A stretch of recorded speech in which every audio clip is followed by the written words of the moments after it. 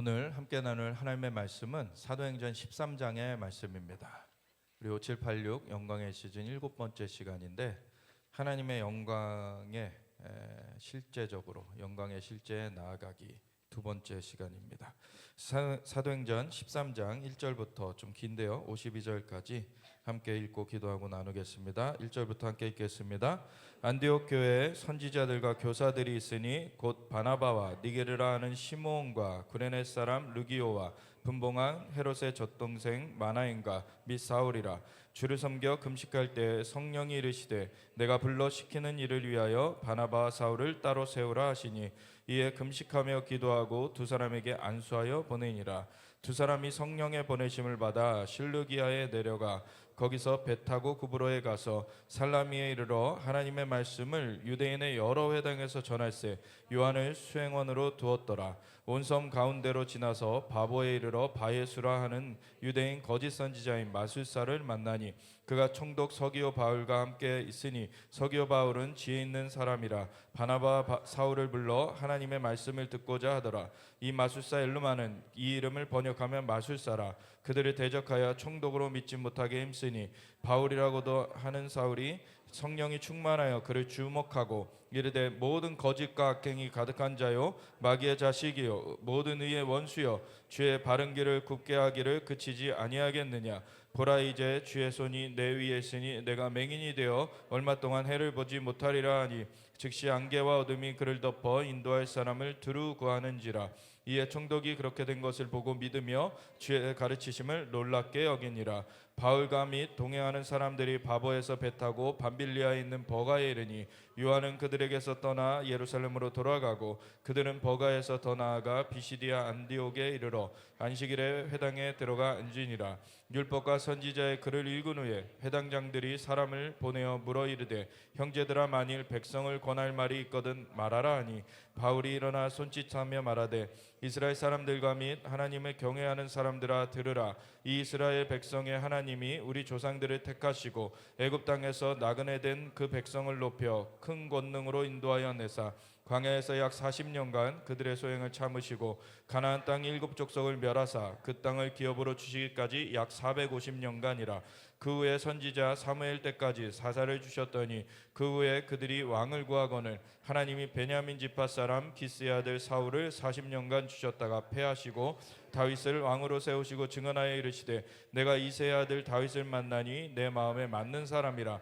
내 뜻을 다 이루리라 하시더니 하나님이 약속하신 대로 이 사람의 후손에서 이스라엘을 위하여 구주를 세우셨으니 곧 예수라. 그가 오시기에 앞서 요한이 먼저 회개의 침례를 이스라엘 모든 백성에게 전파하니라. 요한이 그 달려갈 길을 마칠 때에 말하되 너희가 나를 누구로 생각하느냐. 나는 그리스도가 아니라 내 뒤에 오시는 이가 있으니 나는 그 발의 신발끈을 풀기도 감당하지 못하리라 하였으니 형제들아, 아브라함의 후손과 너희 중 하나님을 경외하는 사람들아, 이 구원의 말씀을 우리에게 보내셨거늘 예루살렘에 사는 자들과 그들 관리들이 예수와 및 안식일마다 외우는 바 선지자들의 말을 알지 못하므로 예수를 정죄하여 선지자들의 말을 응하게 하였도다. 죽일 죄를 하나도 찾지 못하였으나 빌라도에게 죽여달라 하였으니 성경에 그를 가리켜 기록한 말씀을 다 응하게 한 것이라. 후에 나무에서 내려다가 무덤에 두었으나 하나님이 죽은 자 가운데서 그를 살리신지라. 갈릴리로부터 예루살렘에 함께 올라간 사람들에게 여러 날 보이셨으니 그들이 이제 백성 앞에서 그의 증인이라. 우리도 조상들에게 주신 약속을 너에게 전파하노니 곧 하나님이 예수를 일으키사 우리 자녀들에게 이 약속을 이루게 하셨다 함이라. 시편 둘째 편에 기록된 바와 같이 너는 내 아들이라 오늘 너를 낳았다 하셨고 또 하나님께서 죽은 자 가운데서 그를 일으키사 다시 썩음을 당하지 않게 하실 것을 가르쳐 이르시되 내가 다윗의 거룩하고 미쁜 은사를 너에게 주리라 하셨으며 또 다른 시편에 일렀으되 주의 거룩한 자로 썩음을 당하지 않게 하시리라 하셨느니라. 다윗은 당시에 하나님의 뜻을 따라 섬기다가 잠들어 그 조상들과 함께 묻혀 썩음을 당하였으되 하나님께서 살리신 이는 썩음을 당하지 아니하였나니 그러므로 형제들아, 너희가 알 것은 이 사람을 힘입어 죄사함을 너에게 전하는 이것이며 또 모세의 율법으로 너희가 의롭다 하심을 얻지 못하던 모든 일에도 이 사람을 이미 믿는 자마다 의롭다 하심을 얻는 이것이라.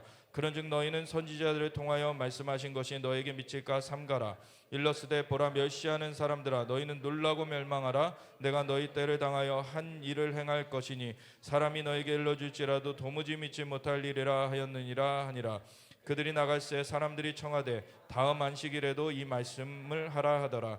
회당의 모임이 끝난 후에 유대인과 유대교에 입교한 경건한 사람들이 많이 바울과 바나바를 따르니 두 사도가 더불어 말하고 항상 하나님의 은혜 가운데 있으라 권하니라.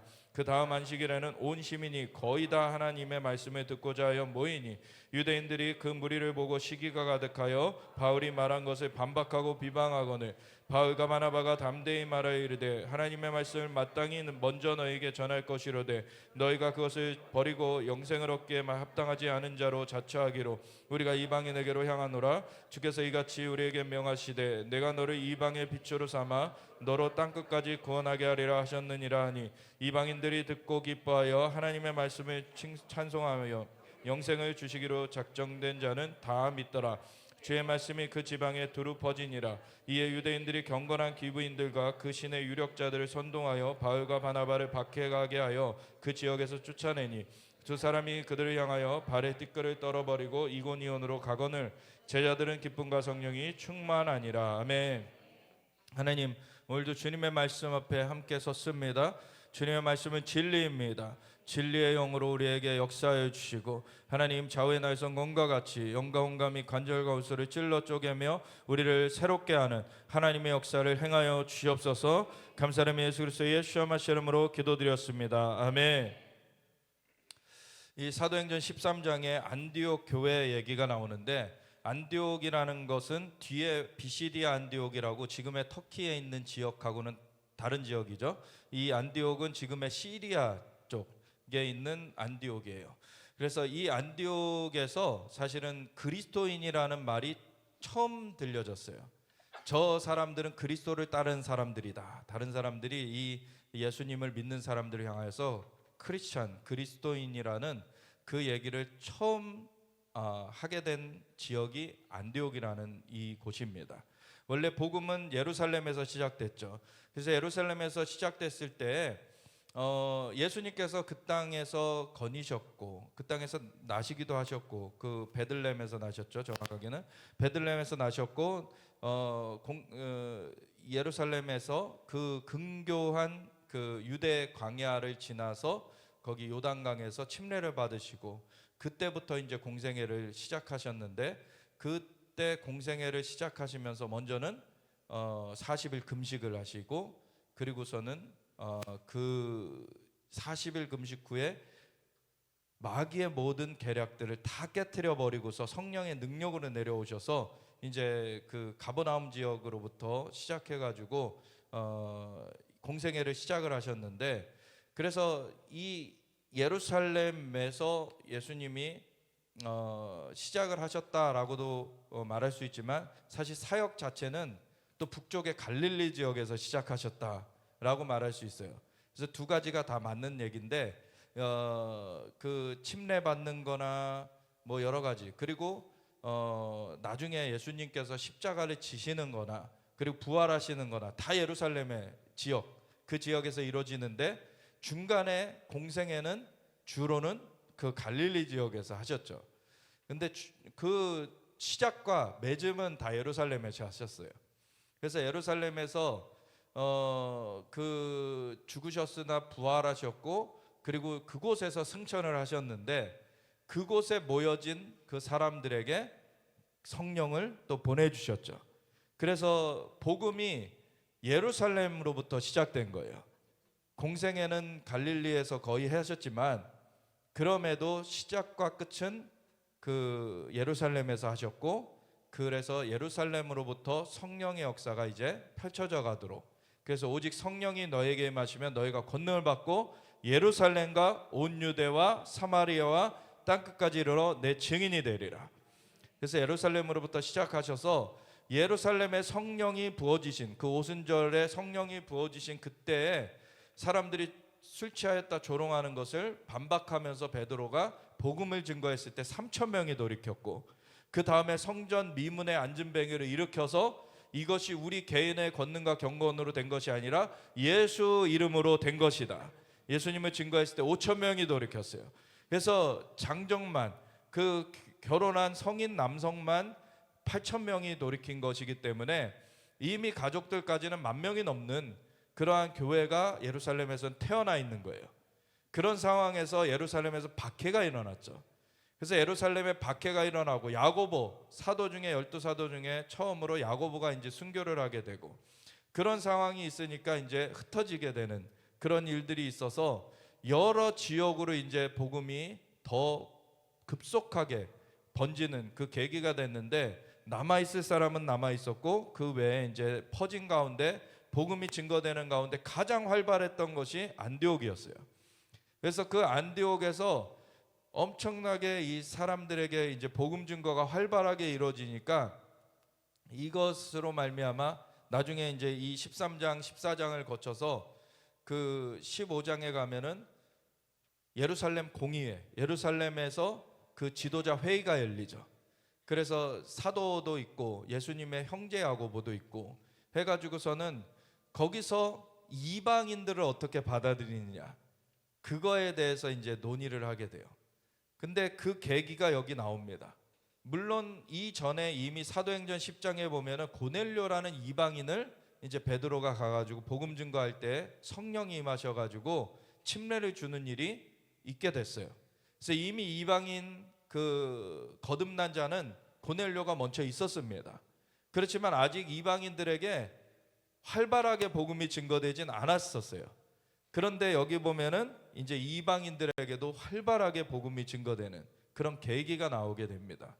안디옥에 여전히 여기 안디옥 교회지만 그 유대인들 중심이었죠, 아직은. 그래서 그 안디옥 교회에 선지자들과 교사들이 있으니, 그래서 선지자 교사들, 선지자들 교사들이라고 분명하게 얘기를 하고 있어요. 그래서 오늘날 뭐 선지자는 끊어졌다, 그거는 잘못된 얘기죠. 왜냐하면 성령이 임하시고 그 12사도들 외에도 그 다음에 그 사람들을 지칭할 때 선지자라는 표현을 쓰기도 하고 교사라는 표현을 쓰기도 하고, 그리고 나중에 이제 사울과 바나바를 보낼 때에는 이들이 또 사도로 이제는 명명받게 되는 그러한 일이 있게 돼요. 그러니까 이 12사도 이후에도 사도들도 있었고 그리고 선지자들도 있었고, 그 예를 들어 또 복음 전도자, 나중에 빌립이 집사였었는데 나중에 사역자로 되면서 복음 전도자라 불려지죠. 그래서 빌립은 복음 전도자고, 그리고 빌립의 그 딸들은 또 예언하는 그 처녀들이었어요. 예, 그래서 그런 선지자적인 영성이 또 있었고, 그래서 사도, 선지자, 복음 전하는 자, 그리고 목사라는 거는 뭐 계속해서 인정하는 것이 있고, 그리고 여기 보면 교사도 있고 다 있었어요, 초대교회 때. 예, 그래서 그거에 대해서 우리가 뭐 있었느니 없었느니 얘기할 필요가 없어요. 그냥 있어요. 예, 있는데 왜 없애려고 그럽니까? 근데 그 자칭 사도, 자칭 선지자가 되면 안 되는 거죠. 그거를 우리가 거부해야 되는 거고, 그리고 자칭 목사도 안 되는 거죠. 예, 자기가 하나님께서 세우신 것이 아닌데 자기 스스로 목사다라고 해서 그게 목사가 되는 게 아닌 것이죠.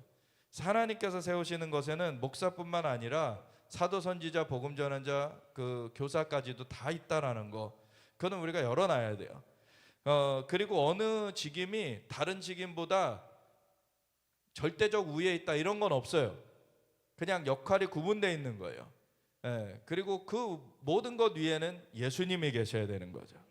그래서 예수님이 머리 되시고 우리 교회가 주님의 몸인데, 몸의 기능 중에는 그 지도자들의 그런 역할들이 있는데, 지도자들의 역할 중에는 이렇게 사도, 선지자, 복음 전환자, 목사, 교사의 역할이 있다, 그냥 그렇게 이해를 하면 되는 것이죠. 근데 여기 보면 선지자들과 교사들로만 우선은 얘기를 하고요. 거기 그 아직은 여기에는 사도라는 그 사람들이 보여지진 않죠.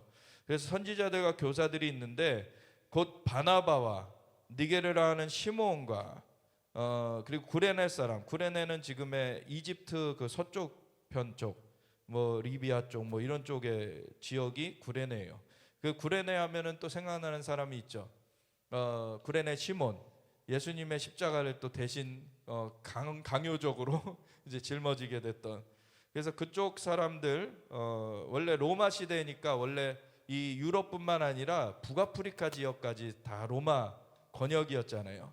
그래서 이쪽 지역으로도 많이 퍼져서 살고 있었어요.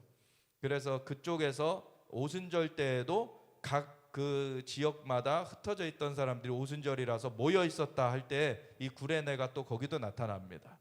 그래서 구레네 사람도 거기 있었고, 그래서 이렇게 퍼져 있었던 지역 중에 하나였는데, 또 구레네 사람인 루기오가 여기 또 있었고, 안디옥에 가 있는 거예요. 북아프리카 사람인데 지금의 그 시리아 지역 쪽에 가서 살게 된 거죠.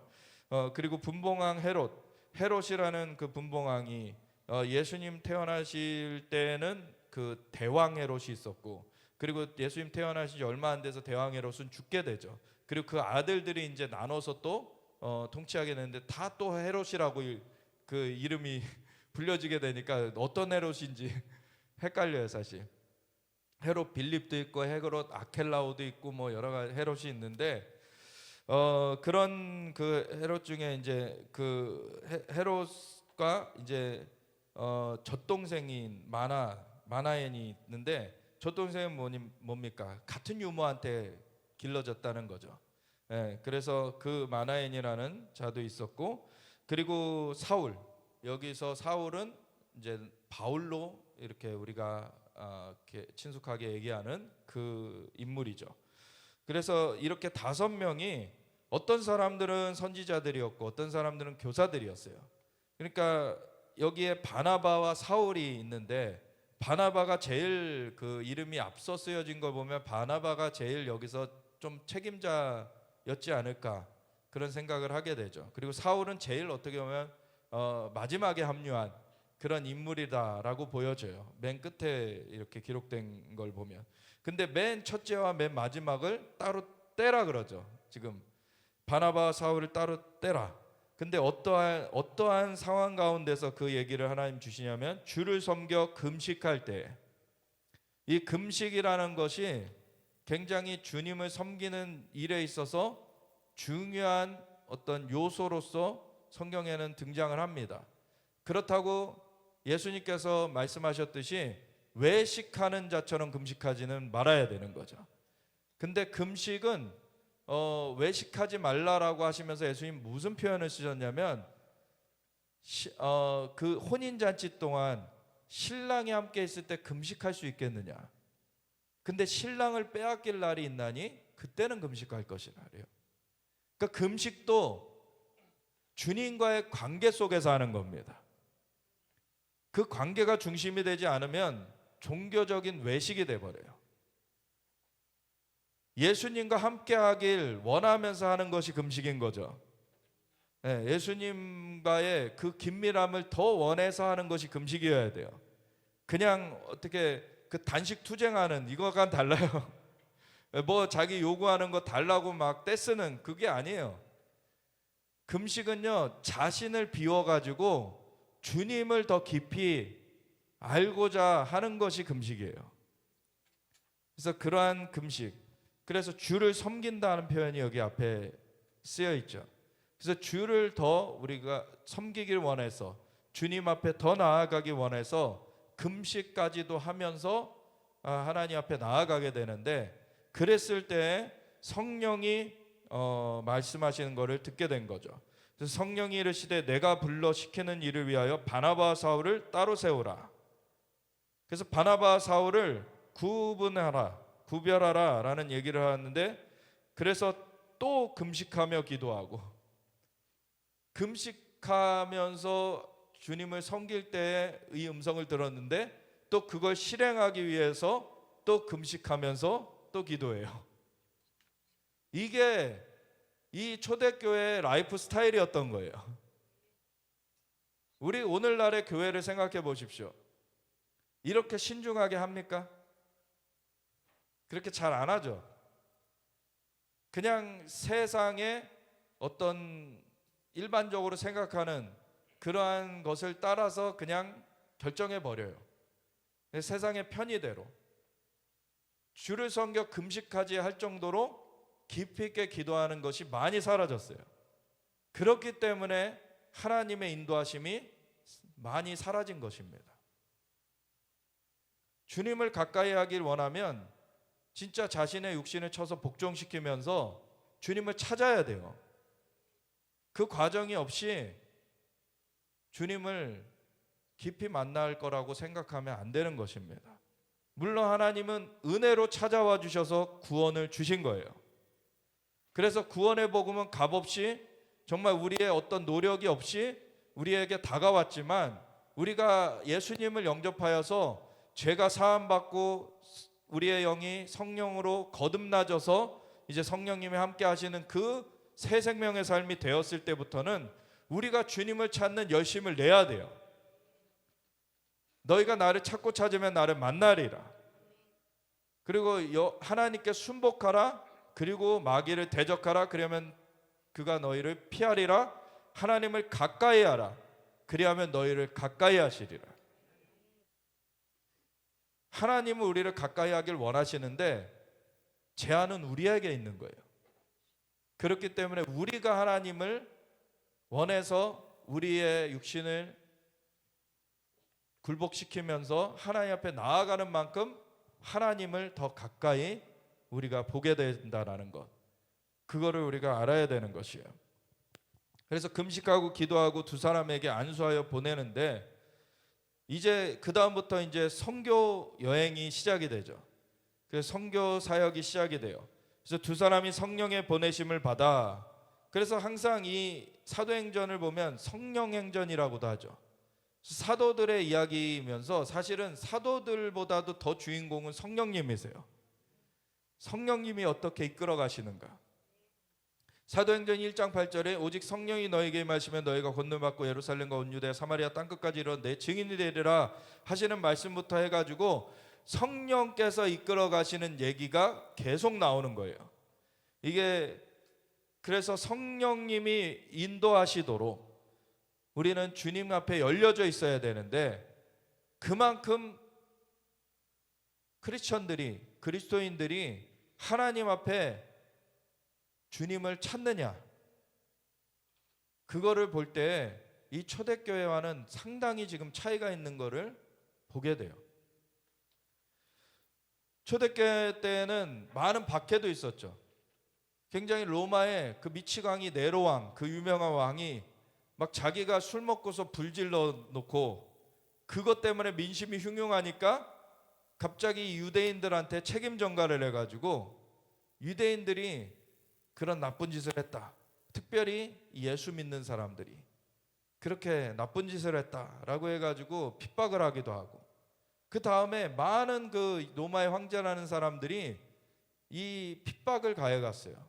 굉장히 심하게. 그럼에도 믿음을 굳건히 하여서 하나님 앞에 있었는데, 그만큼 더 진중하게 하나님의 얼굴을 구하며, 이것이 삶에 완전하게 이제 인이 배긴다 그러죠. 삶에 이렇게 딱 고정되어 있는 그러한 생활 태도가 되어 버린 거죠. 근데 오늘날엔 너무 편하니까 오히려 기도를 잘 안 해요. 그리고 세상에서 바쁘니까 바쁘단 핑계로 예배도 제대로 안 드려요. 그래 놓고 하나님의 인도가 나한테 아주 쏟아 부어지기를 또 기대를 해요. 앞뒤가 안 맞는 얘기죠.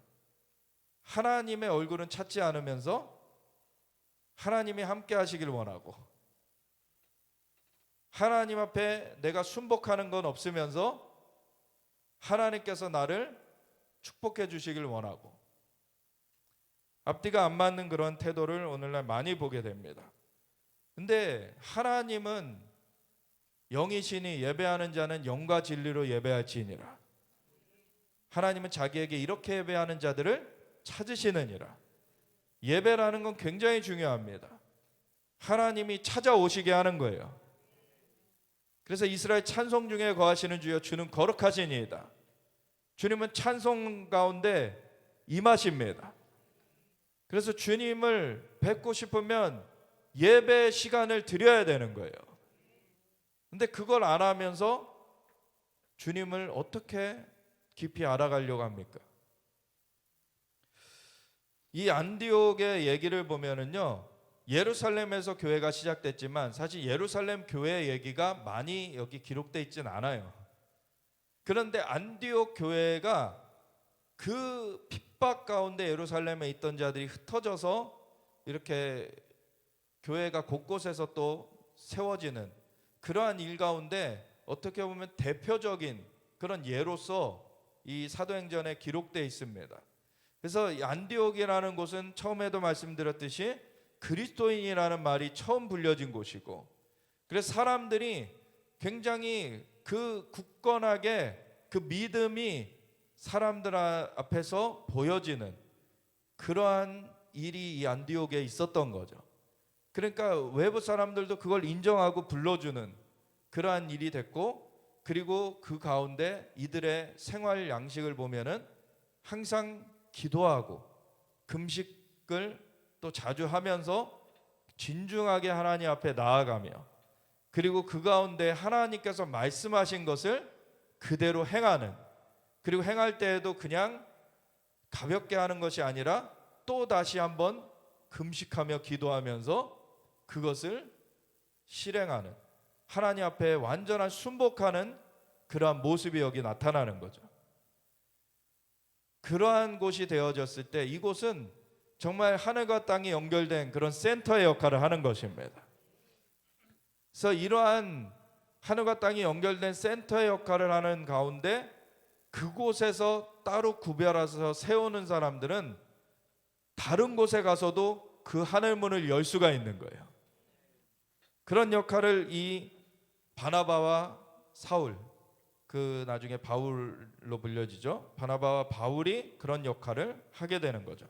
그래서 두 사람이 성령의 보내심을 받아, 그래서 성령의 이끌리심을, 그 안디옥 교회도 그걸 온전히 따르고 있었고, 거기서 구별돼서 지금 파송되는 이 바나바와 바울도 성령의 인도하심을 그대로 순복하면서 가는 거예요. 그래서 보내심을 받아서 실루기아에 내려가 거기서 배 타고, 그래서 안디옥보다 그 아래 남쪽으로 그 지중해 변이잖아요. 지금의 시리아 쪽, 그쪽이 이제 지중해 쪽하고 맞닿아 있는데, 거기에 이제 안디옥 도시가 있었고, 그 아래로 내려가서 이제 바닷가 도시가 실루기아라는 곳이 있는데, 거기서 배 타고서 구브로로 가요. 그 구브로라는 곳은 지금 오늘날의 지도를 보면 사이프러스라는 그 섬나라, 지금 사이프러스라는 나라로 지금 되어 있는데, 그 사이프러스가 바로 구브로라는 곳입니다. 그래서 거기에 가서 살라미는 그 사이프러스의 동쪽에 있는 도시고요. 거기 동쪽에 있는 도시를 먼저 닿았겠죠. 그 동편에서 가고 있었으니까. 그래서 살라미에 이르러 하나님의 말씀을 유대인의 여러 회당에서 전할세.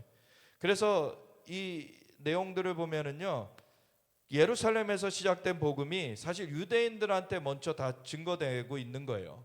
유대인들한테. 그래서 교회가 뭐 이방인으로부터 시작된 것처럼 착각하는 그런 소리들은 다 그 근원을 모르는 어리석은 소리입니다.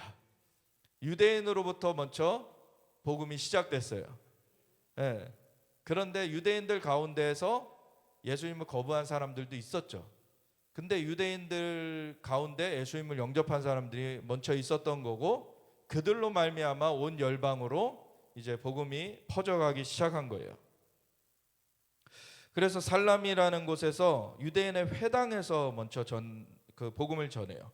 그래서 요한을 수행원으로 두었는데, 이 요한이 바로 마가복음을 쓴 마가 요한이에요.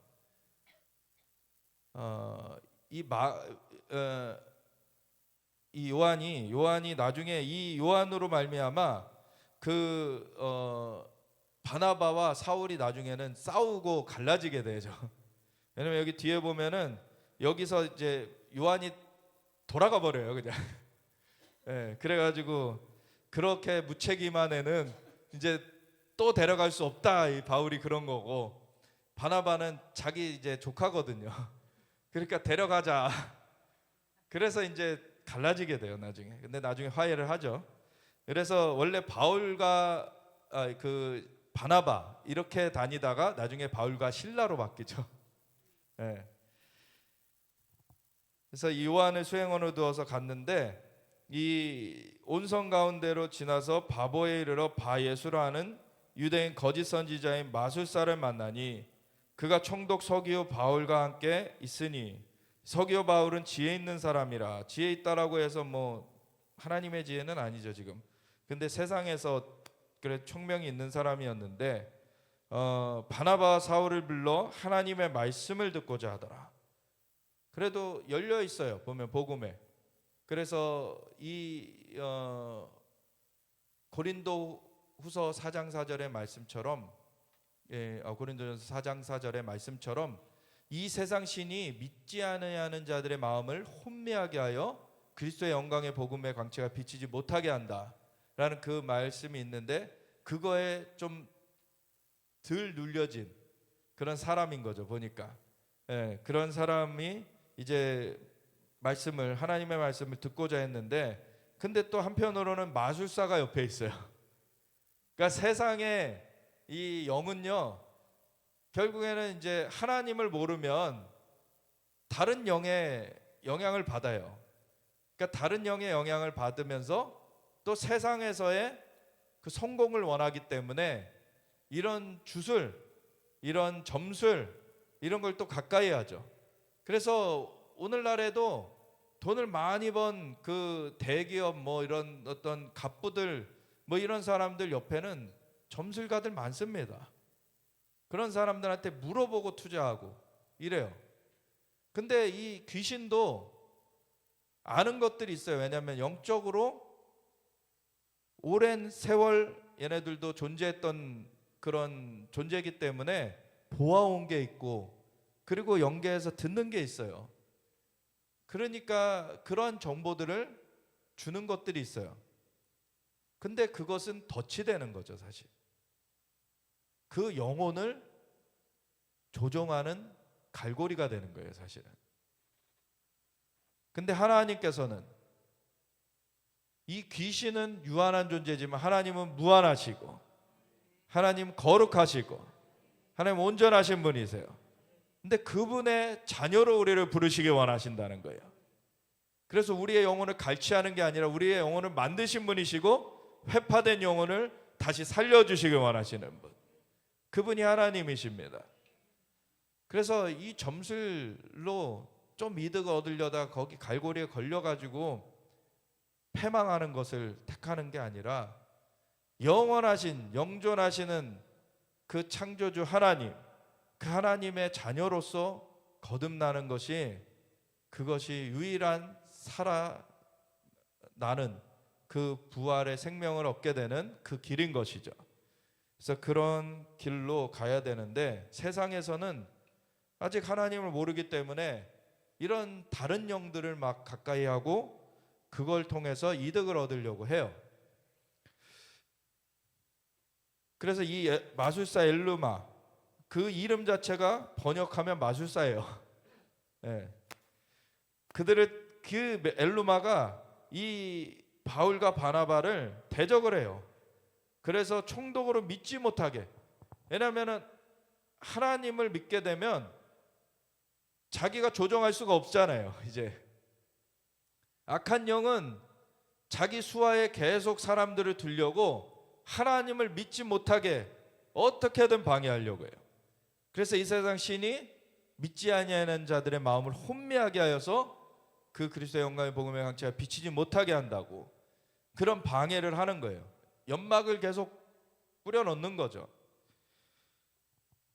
그래서 이런 것을, 그 영을 이렇게 밀접하게, 악한 영을 밀접하게 접하는 이 엘루마 같은 마술사들은 이 악한 영의 그 이끌림을 받으니까 이 하나님을 대적하는 이 악한 영의 그 역사를 적극적으로 수종들죠. 그래서 아주 악한 일들을 해요. 그러면서 총독으로 믿지 못하게 그렇게 하려고. 근데 바울이라고도 하는 이 사울이 성령이 충만하여 이제 성령님께서 일어나셔야 되는 겁니다. 그래서 성령의 인도하심을 받아야 되고, 성령께서 우리를 통하여서 주님이 충만하게 역사하실 수 있도록 우리가 그 통로의 역할을 감당할 수 있어야 돼요.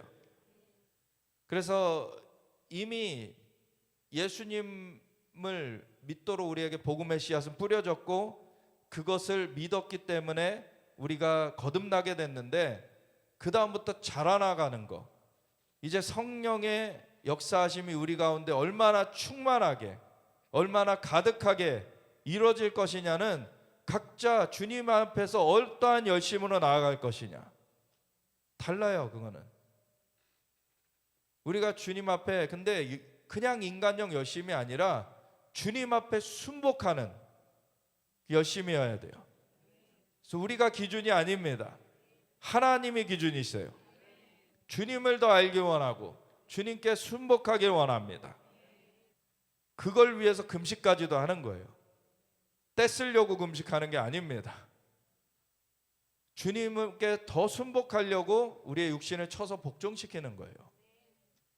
그러면은 더 정결한 그릇이 되어서 더 그 통로가 깨끗하게 그렇게 열려져서 하나님의 역사가 더 나타나게 되는 거예요. 그래서 사울이 성령이 충만하여 그를 주목하고 이르되 모든 거짓과 악행이 가득한 자여, 마귀의 자식이여, 모든 의의 원수여, 주의 바른 길을 굳게 하기를 그치지 아니하겠느냐.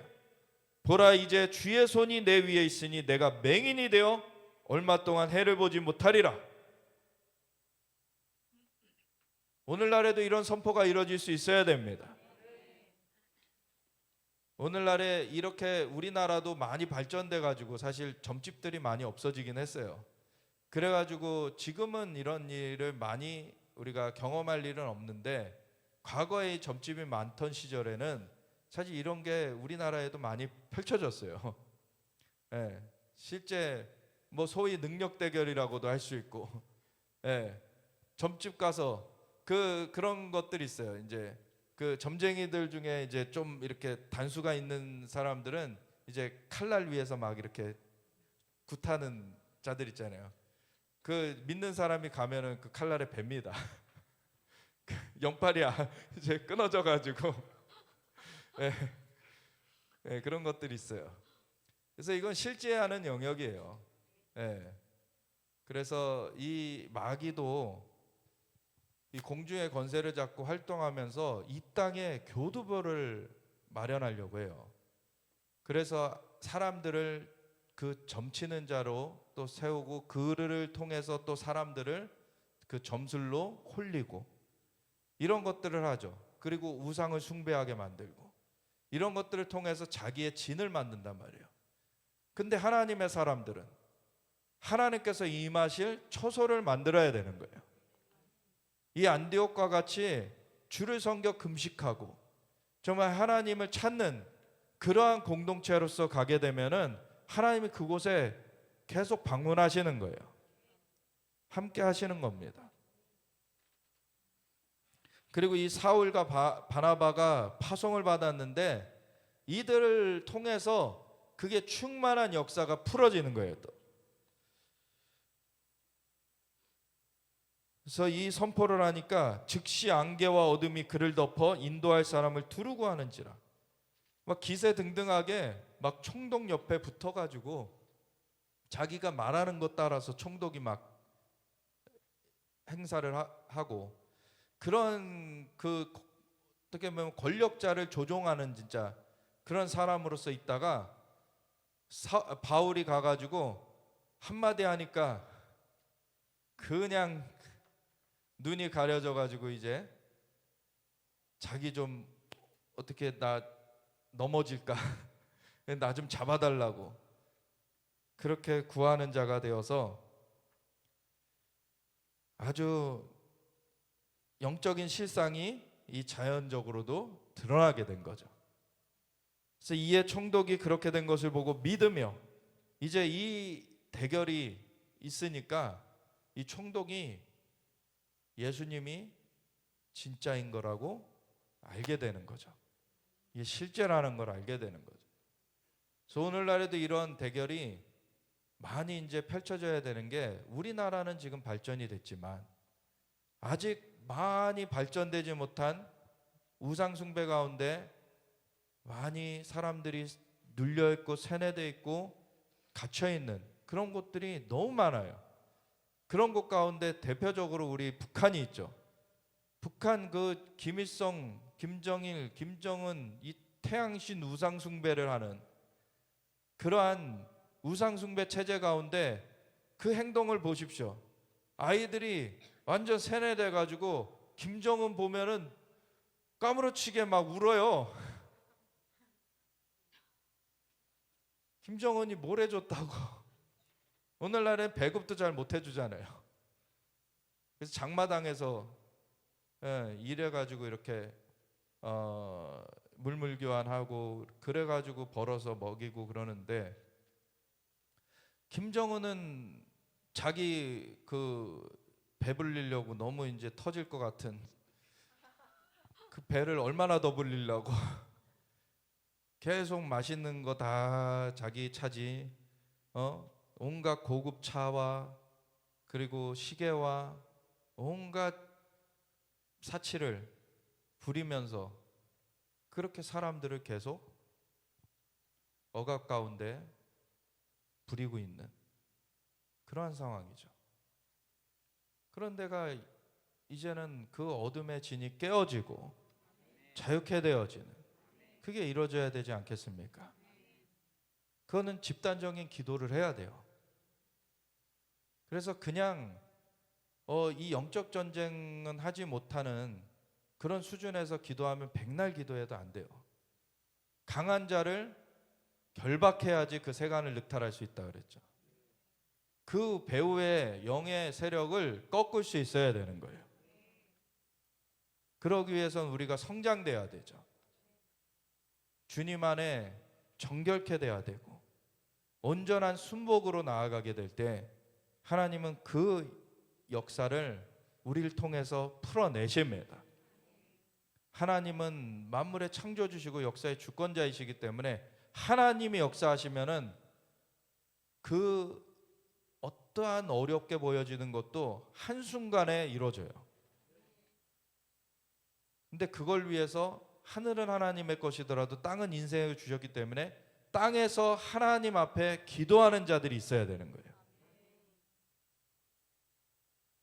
그래서 이러한 사울, 바울이라고도 하는 사울이 이러한 통로가 되어서 선포를 할 때 그 어둠의 세력이 제압되게 되잖아요.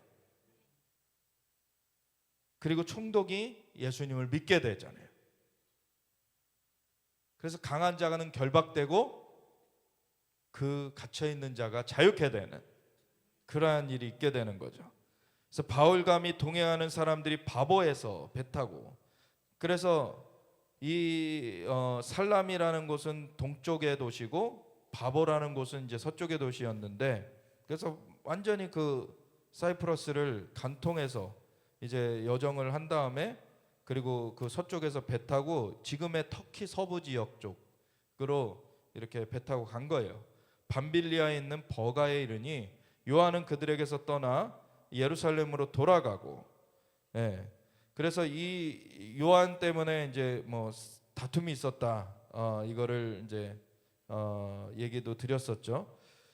근데 이 요한이라는 자는 돌아갔지만 이 바울과 바나바는 계속해서 이제 전진해 가고 있어요. 그런 가운데 버가에서 더 나아가 비시디아 안디옥에 이르러 안식일에 회당에 들어가 앉으니라. 율법과 선지자의 글을 읽은 후에 회당장들이, 여기서도 회당에 가서 복음을 전하는 거예요. 사람을 보내어 물어 이르되 형제들아, 만일 백성을 권할 말이 있거든 말하라 하니 바울이 일어나 손짓하며 말하되 이스라엘 사람들과 및 하나님을 경외하는 사람들아 들으라. 이 이스라엘 백성의 하나님이 우리 조상들을 택하시고 애굽 땅에서 나그네 된 그 백성을 높여 큰 권능으로 인도하여 내사 광야에서 약 40년간 그들의 소행을 참으시고 가나안 땅 7족속을 멸하사 그 땅을 기업으로 주시기까지 약 450년간이라. 그래서 출애굽까지의 그 역사를 얘기를 해주고, 그래서 약속의 땅을 들어간 것까지. 그 후에 선지자 사무엘 때까지 사사를 주셨더니, 그래서 사사기가 이어지고, 그 후에 그들이 왕을 구하거늘 하나님이 베냐민 지파 사람 기스의 아들 사울을 40년간 주셨다가 패하시고 다윗을 왕으로 세우시고 증언하여 이르시되 내가 이새의 아들 다윗을 만나니 내 마음에 맞는 사람이라 내 뜻을 다 이루리라 하시더니, 이 다윗까지 얘기하는 게 굉장히 중요한 토대적 이야기예요. 왜냐하면 다윗까지 이야기를 했을 때 우선 약속의 땅을 들어간 것에서 거기서 다윗이라는 인물이 이제 섰을 때 하나님의 뜻을 이 일을 통하여서 온전하게 이루시겠다라는 선포가 이루어지죠. 그런 메시아의 언약이라고 합니다. 그래서 다윗의 계보에서 이제 메시아를 내실 거를 얘기를 하시는 거예요. 그래서 마태복음, 신약이 시작되는 마태복음 1장 1절에 아브라함과 다윗의 계보, 예수 그리스도의 계시라.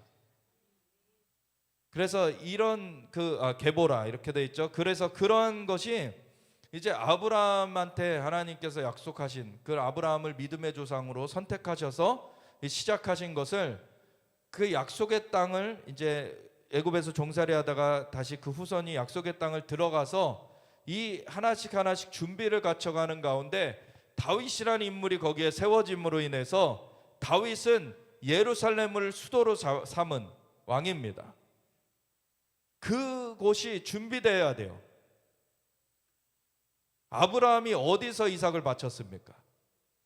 모리아산. 그곳이 성전산이에요. 예루살렘. 하나님이 까닭없이 그곳에서 바치라 하신 게 아니에요.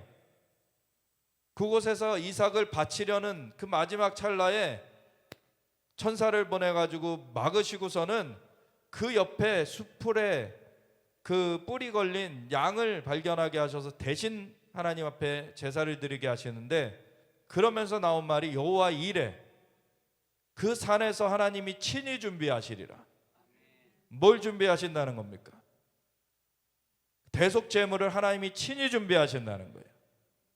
예수님이 그곳에서 대속을 이루신다는 거예요.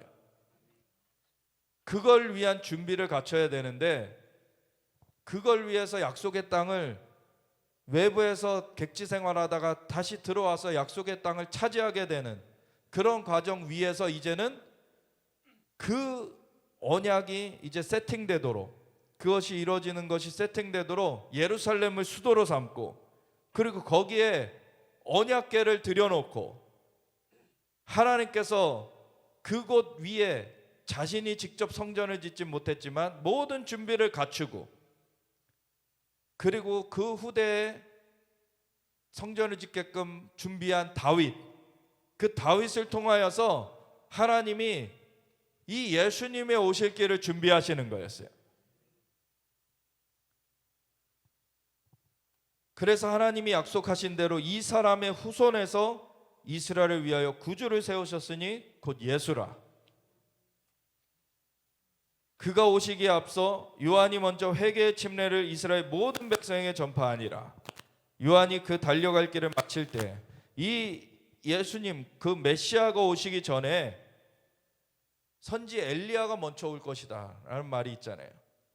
그래서 선지 엘리야의 그 영과 능력으로 왔던 자가 침례 요한이었어요. 그래서 예수님의 초림을 선포했고, 이제 예수님의 재림을 선포할 마지막 때에 엘리야의 영과 능력으로 일어나는 무리들이 있는 것입니다.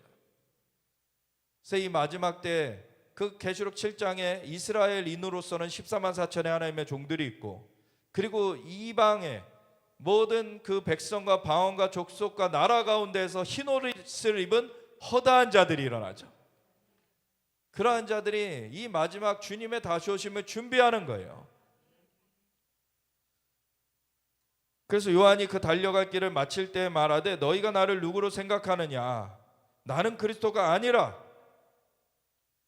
근데 이 마지막 때 아무리 강력하게 기름 부음 받아 일어난 자라도 잘못된 선택을 하면 타락할 수 있다는 것도 경계해야 돼요. 강력한 기름 부음을 받아서 귀신이 쫓겨나가고, 그리고 병든 자가 고침받고 엄청난 기적이 일어나고, 이런 일들이 있을 때 사람들은 사도행전 4장의 말씀처럼 성전 미문에 안전뱅이를 일으키니까 그 베드로와 요한을 주목했단 말이에요. 바로 근데 그걸 돌려놓죠. 베드로가 너희가 어찌하여 우리의 개인의 권능과 경건으로 이 일이 일어난 줄 알고 우리 주목하느냐. 우리 주목하지 마라. 이 일은 예수님 때문에 일어난 거다. 그거 하지 않으면은 타락하는 거예요. 자기가 영광을 취하게 되는 거예요. 그걸 항상 경계해야 됩니다. 마지막 때에는 엄청나게 하나님이 영광의 역사, 하나님의 능력의 역사를 펼쳐주실 거예요. 그런 만큼 우리가 정결하게 준비돼야 돼요. 그래야 다른 유혹에 빠지지 않습니다. 안 그러면 자기가 높아지고자 스물스물 자기의 자아가 막 뱀처럼 기어나와요. 그러면 넘어지는 겁니다. 그래서 금식하면서 그걸 죽여야 되는 거예요.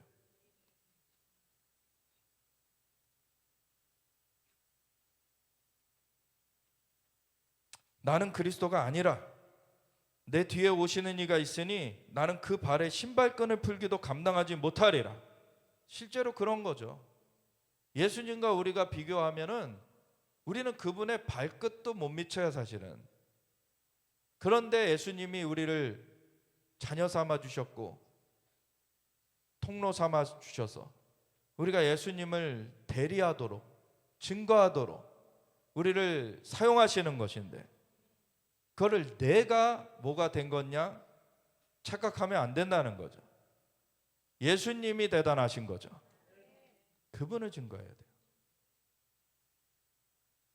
형제들아, 아브라함의 후손과 너희 중 하나님을 경외하는 사람들아, 이 구원의 말씀을 우리에게 보내셨거늘 예루살렘에 사는 자들과 그들 관리들이, 그래서 예루살렘에서 예수님을 영접한 자들도 있었는데 예루살렘에 사는 그 지도층들이 예수와 및 안식일마다 외우는 바 선지자들의 말을 알지 못함으로 맨날 매주 모여서 선지자의 글도 읽고 계속 읽는데 그 약속대로 오신 분이 예수님이신 거를 못 알아차리는 거죠. 근데 이사야서 6장에 보면은 그들의 눈이 가려지고 귀가 가려지고 그리고 마음으로 깨닫지도 못하게 되는 것을 하나님이 하신다 그래요. 그들이 오히려 돌이켜 고침을 받을까, 그걸 막아두신다는 얘기를 합니다. 로마서 11장 25, 26절에 보면 그 너희들 로마 사람들아, 너희가 스스로 지혜 있다 하면서 이 신비를 모르기를 내가 원하지 아니하노니 이 신비는 이방인의 충만한 수가 차기까지 그들의 더러는 우둔하여진 것이다. 그들의 더러가 우둔하여지는 것을 하나님이 의도적으로 하셨어요. 그거는 이방인들에게 복음이 또 전해지는 것을 위하여서 그렇게 하나님이 하셨는데, 또 이제 이방인에서 유대인들은 끊어졌다라고 또 헛소리를 해요. 유대인들이 먼저 복음을 받아들였습니다. 그들 중 일부는 우둔하여져서 예수님을 거절했기 때문에 예수님이 대속을 행하실 수 있었고, 그리고 예수님의 부활 이후에 승천하셔서 성령을 부어주셨을 때 이방인들에게 부어주신 것이 아니라 유대인들에게 먼저 부어주셨어요. 그리고 예루살렘으로부터 온 유대와 사마리아 땅끝으로 복음이 증거되게 하셨습니다. 유대의 지도자들은, 그 종교인들 그리고 정치인들, 지도자들은 예수님을 거부했기 때문에 유대인들은 흩어지게 되었지만 오히려 그걸 통해서 이방에게 복음이 증거되게 하셨어요. 이게 하나님이 다 의도하신 것입니다. 그래서 안식일마다 외우는 바 선지자들의 말을 그들이 알지 못함으로 예수를 정죄하여 선지자들의 말을 응하게 하였도다. 이미 이거는 정해진 일이었어요. 근데 그 역할을, 예수님을 증거하는 좋은 역할도 유대인들이 먼저 맡은 거고, 예수님을 거절하는 그 나쁜 역할도 유대인들이 먼저 맡은 거예요. 그래서 죽일 죄를 하나도 찾지 못하였으나 빌라도에게 죽여달라 하였으니 성경에 그를 가리켜 기록한 말씀을 다 응하게 한 것이라. 후에 나무에서 내려다가 무덤에 두었으나 하나님이 죽은 자 가운데서 그를 살리신지라. 갈릴리로부터 예루살렘에 함께 올라간 사람들에게 여러 날 보이셨으니, 원래 베드로건 그 모든 제자들이 갈릴리 사람들이었는데, 물론 뭐 마태, 세리 마태는 아니었지만 거의 대부분 다 그 갈릴리 사람들이었지만, 그 갈릴리로부터 예루살렘에 가서 사실 예수님의 그 십자가 대속 때 피해 있었지만 예루살렘에 있었고, 그리고 예수님이 부활하신 다음에 그 예루살렘에 문 걸어 잠그고 벌벌 떨고 있던 제자들에게 나타나서 이제 예수님이 자신의 부활을 보여주시기 시작하셨죠. 그래서 여러 날 보이셨으니 그들이 이제 이 백성 앞에서 그의 증인이라. 우리도 조상들에게 주신 약속을 너에게 전파하노니 곧 하나님이 예수를 일으키사 우리 자녀들에게 이 약속을 이루게 하셨다 함이라. 시편 2째 편에 기록한 바와 같이 너는 내 아들이라 오늘 너를 낳았다 하셨고, 또 하나님께서 죽은 자 가운데서 그를 일으키사 다시 썩음을 당하지 않게 하실 것을 가르쳐 이르시되 내가 다윗의 거룩하고 미쁜 은사를 너에게 주리라 하셨으며, 다윗의 계보에서 예수님이 나신다는 거였죠. 그래서 또 다른 시편에 일렀을 때 주의 거룩한 자로 썩음을 당하지 않게 하시리라 하셨느니라. 시편 16편의 말씀이고, 다윗은 당시에 하나님의 뜻을 따라 섬기다가 잠들어 그 조상들과 함께 묻혀 썩음을 당하였으되, 그래서 시편 16편도 다윗이 쓴 시편인데 다윗 자신에 대한 얘기가 아니라는 거죠. 다윗은 죽어서 썩었다, 그 시체가. 근데 하나님께서 살리신 이는 썩음을 당하지 아니하였나니, 그러므로 형제들아 너희가 알 것은 이 사람을 힘입어 죄사함을 너희에게 전하는 이것이며, 또 모세의 율법으로 너희가 의롭다 하심을 얻지 못하던 모든 일에도 이 사람을 힘입어 믿는 자마다 의롭다 하심을 얻는 이것이라. 그래서 예수님 외에는 다른 구원의 이름이 없습니다. 예수님의 이름을 우리가 증거해야 되고, 예수님의 이름을 믿는 것과 아는 일에 우리가 하나가 되어서 우리가 그리스도의 장성한 분량이 충만한 데까지 나아가야 돼요. 그것을 하는 곳이 교회인 것입니다. 그럴 때 하나님의 영광이 그곳에 강력하게 나타나는 거예요. 그를 향해 가고 있는 거예요. 이 이스라엘을 세우기 위하여서 하나님께서는 얼마의 기간을 준비를 하셨습니까? 아브라함 때부터 2000년이에요. 아브라함 때부터 예수님 오시기까지 2000년이 걸렸어요. 아브라함 때부터 다윗까지가 1000년이고, 다윗부터 예수님까지가 또 1000년이에요. 그래서 예수님께서 그 모판을 만드셨을 때, 그 하나님께서 모판을 만드셨을 때 예수님이 그곳에 오셨잖아요. 그때부터는 이제 신속하게 복음이 이제 퍼져가기 시작하는데, 그 복음이 퍼져간 지가 또 2000년이 지났습니다. 그런 가운데 우리나라는 거의 2000년 끝자락에 복음을 받았어요.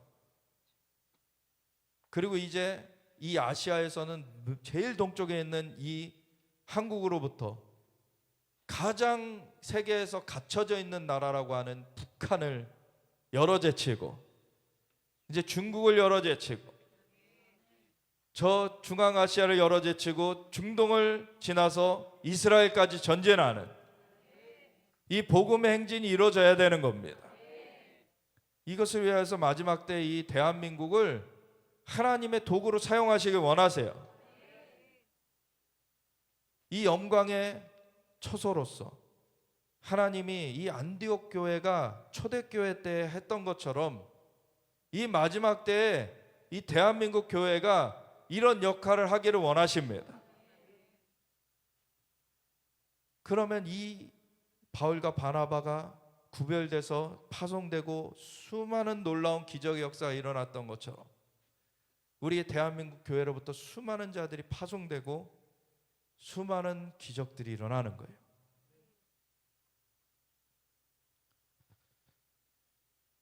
그런즉 너희는 선지자들 통하여 말씀하신 것이 너희에게 미칠까 삼가라. 일렀으되 보라, 멸시하는 자들아, 사람들아, 너희는 놀라고 멸망하라. 내가 너희 때를 당하여 한 일을 행할 것이니 사람이 너에게 일러줄지라 도무지 믿지 못할 일이라 하였느니라. 그래서 정말 거절하면은 어둠 가운데 그냥 사로잡히게 되는 것이고, 그들이 나갈 새 사람들이 청하되 다음 안식일에도 이 말씀을 하라 하더라. 그래서 회당의 모임이 끝난 후에 유대인과 유대교에 입교한 경건한 사람들이 많이 바울과 바나바를 따르니 두 사도가 더불어 말하고 항상 하나님의 은혜 가운데 있으라 권하니라. 아멘. 우리가 정말 무엇을 우리가 추구해야 되는지, 하나님은 만물의 창조주십니다. 영존하시는 아버지십니다. 우리를 자녀 삼아 주셨고 하나님을 뵐 수 있도록 초청하셨어요. 너희가 열심을 내라. 그리고 또 회개하라. 주님 앞에 우리가 나아가기를 힘써야 됩니다.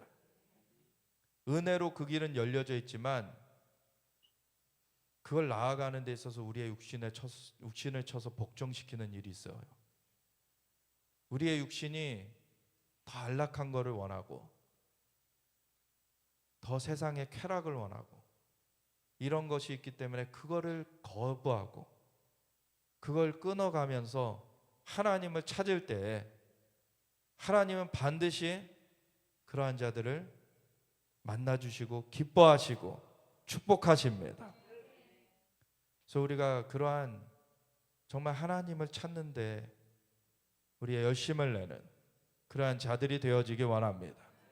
그럴 때 하나님의 영광이 가득하게 임하는 거예요. 그래서 이 5786년에는 하나님이 이것을 강력하게 풀어주실 것이고, 그리고 이 대한민국으로부터 이제 이 아시아 전역으로 강력한 하나님의 복음의 역사가 펼쳐지게 하실 것입니다. 북한의 문이 열려질 것이에요. 중국의 문이 열려질 것입니다. 수많은 갇혀있던 영혼들이 자유케 될 것이에요. 이슬람권까지 뚫어질 것이고 이스라엘까지 주님의 다시 오실 길이 준비되어 갈 것입니다. 우리 함께 주여 외치면서 하나님 이 길 가운데 우리를 부르셨음을 감사드립니다. 우리가 주님을 찾으며 주님 앞에 온전히 우리가 나아가기 원합니다. 주님 붙잡아 주기 인도하여 주시옵소서. 우리 함께 주여 외치면서 기도하며 나아가겠습니다. 주